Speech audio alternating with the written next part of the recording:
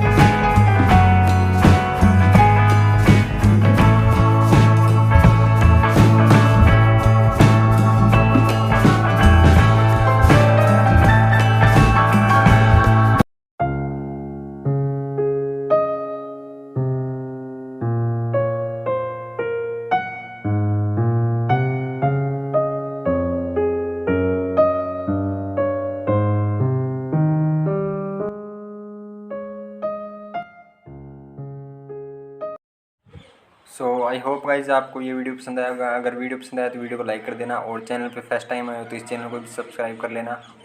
और जितना जल्दी हो सकेगा मैं इसका सेकंड पार्ट भी अपलोड कर दूंगा, तो उस वीडियो का वेट करना।